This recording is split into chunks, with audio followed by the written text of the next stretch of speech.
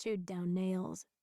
I try to picture these hands placed squarely on Giselle's back, and I don't know what to think. What if they were right about me? What if I'll do anything to get what I want? The mahogany walls of my stateroom begin to close in around me like a fist squeezing shut. In less than 2 hours, we'll arrive in Grand Cayman, where Giselle's family and the police will be waiting for me. I try my best to conjure up an image of what went down on the top deck last night, but there's nothing. Just a black hole where a memory should be, and a persistent, nagging guilt that chews at my core. An unspoken truth gnawing me from the inside out. We take a wave, hard, and the Egyptian cotton robe next to my bed sways ominously on its gold hook. Another wave, and the tray of cold coffee and stale croissants on my nightstand crashes to the floor. I jolt, heart pounding against my ribcage, like a spooked horse trying to bust free of its stall.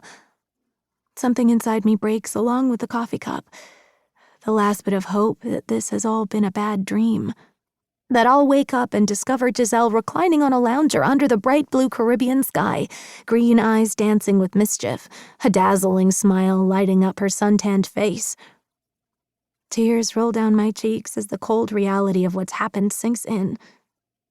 I swipe them away and hobble to the veranda in search of air, wincing with each step on my freshly bandaged foot. I fix my eyes on the distant horizon, a curved line of deep blue that divides the sky from ocean, life from death. It's the only thing keeping me oriented now that up has swapped places with down, left with right. A flurry of activity and voices erupt on the deck above me. I can hear the other girls, their words carrying on the breeze from the open balcony doors of the primary suite. I strain to listen, hoping desperately for good news. Some sort of miracle. Reports of a fishing boat that happened by and plucked Giselle from the deep water, and now she's wrapped in a thick towel drinking warm coffee from a metal thermos with a gruff old fisherman, laughing and plotting her revenge. "Look at these Polaroids. I can't believe she kept them," I hear Vivian say. "Oh, I remember this. See?" Her voice cracks. "Last year, when we were dressed like M&Ms for Spring Spirit Week, Giselle had to be different and be a peanut one, and..." She chokes back a sob. "They'll find her, Viv," Emmy says.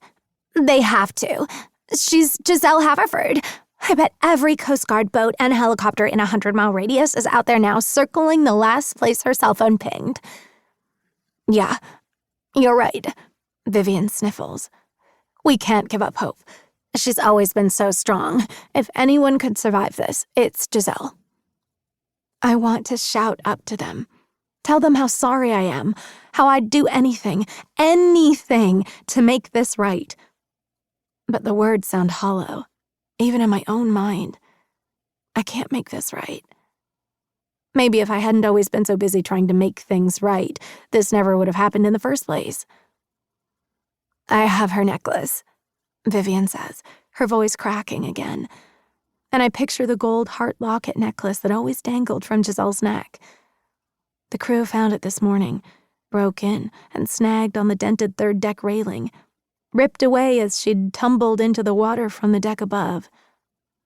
I swallow hard to keep myself from throwing up. "Let's go upstairs and start the vigil," Emmy says. "What about Maggie?" Vivian asks, and my back stiffens at my name. Emmy scoffs. "What about her?"